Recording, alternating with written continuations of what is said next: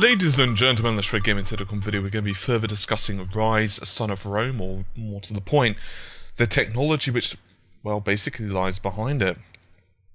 So obviously, Ryse, Son of Rome is one of the lead titles for the Xbox One, and is going to be featuring a lot of the Xbox's technology, including smart glass. So developers were being asked about this and how they feel the Xbox One's technology is going to be utilized, including, as I said, the smart glass and much more besides. So let's begin with smart glass. Mike Reed from the Ryse team began by answering, there is a smart glass component that will be available for Ryse which taps into the cloud content sharing and menu capabilities. There's been a huge step up from the time smart glass was introduced until now. One example is that it now provides experiences like full menu integration. What you see on menus in games replicated in the Smart Glass app, giving you the ability to see your own and your friends' progress, managing inventory, upgrade your character and abilities, whether you're playing the game or not. In addition, all of this information is stored in the cloud, allowing you to perform this functionality regardless whether you're in your living room or on the road.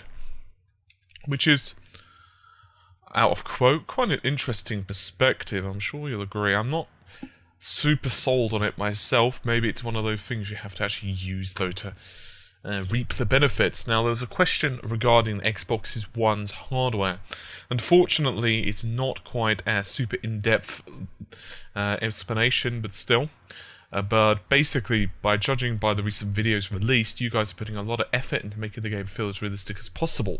Can you please tell us what aspects of the Xbox One's architecture are helping you achieve this? Mike Reed, once again, fielded, or should I say responded to the question. The massive leap in hardware is the most obvious thing that's helped us bring things to life with the visual fidelity never seen before on a console platform. One of the big advantages over previous console generations is the graphic capabilities. Disregarding any speed improvements, the modern architecture of their system and the DX11 support means we can now do on console what we could only do on PC. Another advantage is having effectively a PC architecture for the CPU side of things. This allows threading models and optimizations that would have been done on PC to be used, and allows faster prototyping of the more ambitious optimizations that we've put in place. And also they were asked, excuse me, what about the CryEngine for the Xbox One? How difficult or which compromises were they made? Now, Mike responded, given the amount of work we put into our previous titles and pushing the PC hardware to its max, we were more than ready for the Xbox One had to offer. There have been a number of challenges and compromises from many different areas when working with new technology and ways of doing things, but nothing the team hasn't been able to handle. One thing that people tend to forget is that there is a lot more moving parts with this, from us developing an engine alongside a game, mix it in with new hardware and new development tools to support this. There is no silver bullet to developing a game, and the challenges we face here only put us in the forefront position of understanding the new pipelines which we'll be dealing with the new generation. Finally, they were asked about the voice commands, which of course are going to be utilizing Kinect. And Mike responded, the Kinect component of Ryse is focused around voice commands to issue support orders. We tested a number of different things, including gestures, but it was not something that just felt natural. In the end, players will want to have the option of either calling out commands or pressing the RB button on the controller to issue them. One of the things that you could do was highlighted in the E3 demos, issue orders for archers as support, and then firing the catapult at the end of the level. End quote. It's not exactly a super informative interview, I'll grant you guys. I mean, obviously the DX11 support is going to be an advantage if you're used to developing for PC. It's going to make the porting process in that respect easier. And obviously, because the CPUs inside the Xbox are basically low power PC performance CPUs, then you've got a lot of optimizations. You can basically treat it as a 6-core processor, because obviously 2 of the 8 are reserved for operating system functionality. So it does make things easy for them. However, I would be curious exactly what type of compromises they're making with the engine. They are correct, however, that one major point is that they, of course, are learning the technology, the new hardware, in other words. They are trying to develop a title, and they are also trying to bug test it. And I think it's fair to say that Guerrilla, who of course are developing Killzone for the PS4, are pretty much in exactly the same boat. They are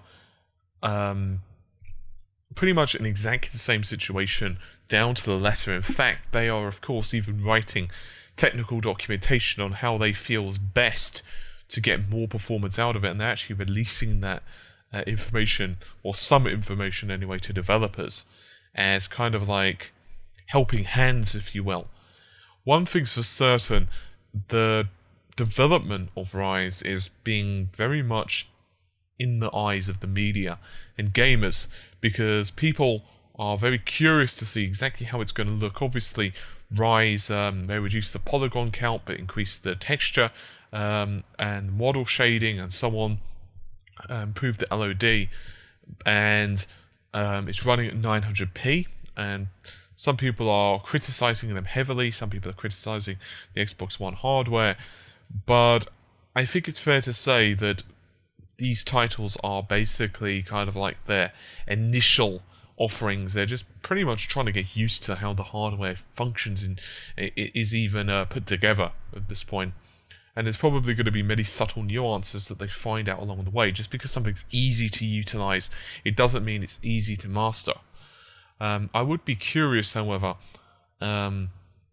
most curious, and I don't think we're ever going to see it, but I would be extraordinarily curious to see what type of performances both builds of the game, both builds of Ryse got in terms of GPU utilization, CPU utilization, and so on. In other words, I would love to see if the 85,000 poly model is going to be doing more work than like the 150,000 poly model. I'd just like to see which was actually, pushing the Xbox more.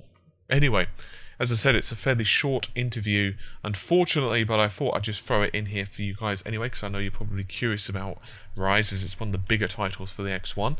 So I'll see you soon. Take care. Bye for now.